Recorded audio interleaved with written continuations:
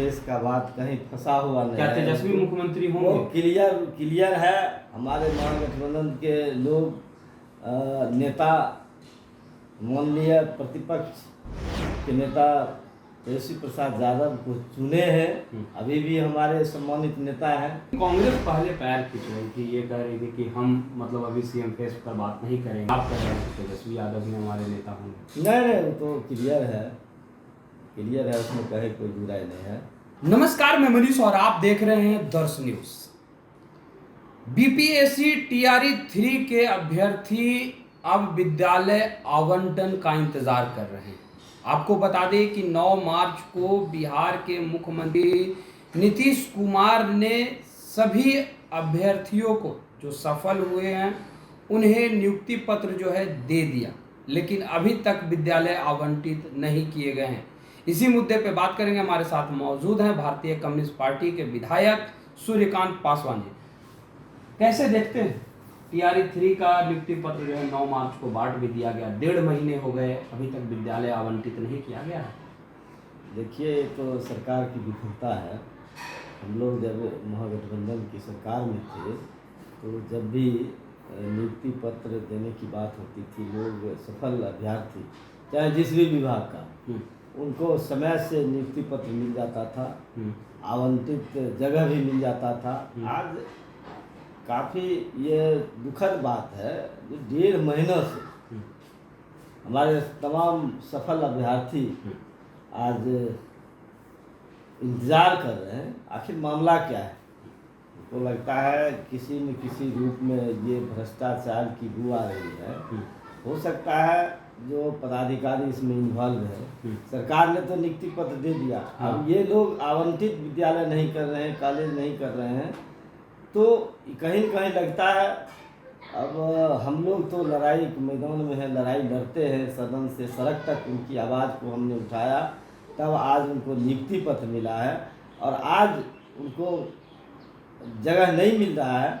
इसके लिए हम लोग आंदोलन करेंगे। ये तो सरकार की विफलता है जो सरकार कर रही है, गला फाड़ करके। जो हम नौकरी बांटते हैं, तो नौकरी आप बांटते हैं तो क्या बात है, 1.5 महीना से, वो मार्च में ही आपने दिया है, बिल्कुल, और 1.5 महीना से क्यों नहीं तो आप जगह दे रहे हैं? जबकि जो शिक्षा मंत्री हैं उन्होंने ये सदन में ये कहा है कि टीआरई 4 जो है वो मई महीने में उसका नोटिफिकेशन जारी कर दी जाएगी। तो अब मई महीने के तो 4 ही या 5 दिन बचे हुए हैं। तो फिर ऐसी स्थिति में जब टीआरई 3 के विद्यार्थी जो अभ्यर्थी रहे उनको अभी तक विद्यालय आवंटित नहीं किया गया, इसके बावजूद कैसे आप नोटिफिकेशन ले लाइएगा? वो तो संभव नहीं है। ऐसे माननीय शिक्षा मंत्री जी बोले थे सदन में, निश्चित रूप से हम कर देंगे, लेकिन आज जो हम समझते हैं पहला वो नहीं दिए हैं, अभी तक विद्यालय आवंटन हुआ है। अब फिर दूसरा आप कैसे दे सकते हैं? मैम आप नहीं दे सकते हैं। अब कहीं कहीं क्या मामला है ये आप तो जान रहे हैं। सरकार, माननीय मुख्यमंत्री जी अभी बिहार में अफसर ही सरकार चला रहे हैं, अफसरशाही चरम सीमा पर है। माननीय मुख्यमंत्री जी कहते हैं कुछ और अफसर लोग करते हैं कुछ। आप पिछले दिनों कई घटना घटी, जैसे विद्यालय 10 बजे से 4 बजे तक संचालित होता है। माननीय मुख्यमंत्री जी सदन में बोल दिए विद्यालय चलेगा 10 बजे से, लेकिन देखिए आप, ठीक तुरंत दूसरे दिन होकर के जो चला रहे थे शिक्षा सचिव जो है के पाठक जी, वो 9 बजे घोषणा कर दिए, नहीं 9 बजे से विद्यालय चलेगा। तो माननीय मुख्यमंत्री का बात कहाँ रहा?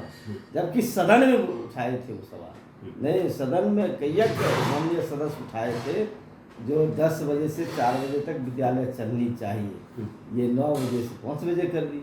तो कहीं न कहीं हमको लगता है अफसरशाही चरम सीमा पर है, भ्रष्टाचार की गंगोत्री बढ़ रही है, तो उसी भ्रष्टाचार का भेंट ये भी चल रहा है। एक आखिरी सवाल रहेगा मेरा आपसे।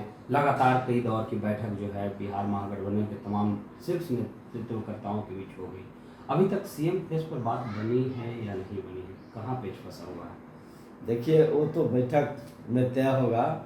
सीएम फेस का बात कहीं फंसा हुआ नहीं है। क्या तेजस्वी मुख्यमंत्री होंगे? वो क्लियर है। हमारे महागठबंधन के लोग नेता मान लिया प्रतिपक्ष के नेता तेजस्वी प्रसाद यादव को चुने हैं, अभी भी हमारे सम्मानित नेता हैं और आगे भी हमारे सम्मानित नेता रहेंगे। इसमें ईद उद का सवाल कहाँ है?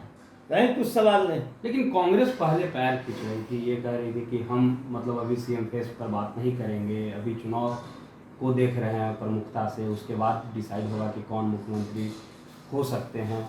लेकिन आप कह रहे हैं कि तेजस्वी यादव ही हमारे नेता होंगे। नहीं, वो तो क्लियर है, उसमें कहीं कोई बुराई नहीं है। वही हमारे सर्वमान नेता हैं, थे, रहे।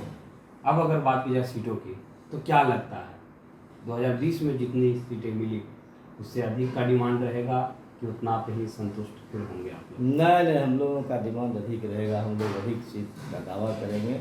जो हमारा जीतने वाला सीट है, जिस पर हमारा सांगठनिक ढांचा बनावट मजबूत है, हम उस सीट की भी दावा करेंगे। हमारे नेता लोग करेंगे, हम लोग भी करेंगे।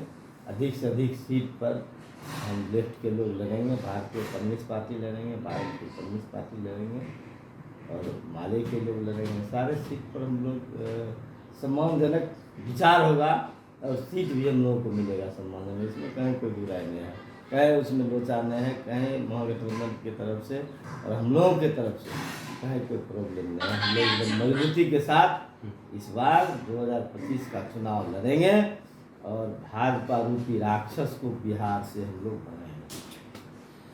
तो ये थे हमारे साथ भारतीय कम्युनिस्ट पार्टी के विधायक सूर्यकांत पासवान जी, जिनसे आपने तमाम बातें सुनी। अभ्यर्थियों के लेकर के भी इन्होंने कहा कि जब हम लोग सत्ता में थे तो 2 से 3 महीने में नियुक्ति पत्र से लेकर के विद्यालय आवंटित कर दिया था, लेकिन वर्तमान सरकार की मंशा ठीक नहीं दिख रही है, जिसके वजह से लगातार अभ्यर्थी परेशान हो रहे हैं। वहीं TRE 4 को लेकर के भी इन्होंने कहा कि संभावनाएं जताई जा रही थी कि मई महीने में जो है नोटिफिकेशन जारी कर दी जाएगी, लेकिन जिस प्रकार से अभी TRE 3 का ही पूरा प्रक्रिया नहीं हो पाया है, तो संभावना कतई भी नहीं जाहिर की जा सकती है कि मई महीने तक नोटिफिकेशन TRE 4 का जारी कर दिया जाएगा। फिलहाल इस खबर में इतना ही। धन्यवाद।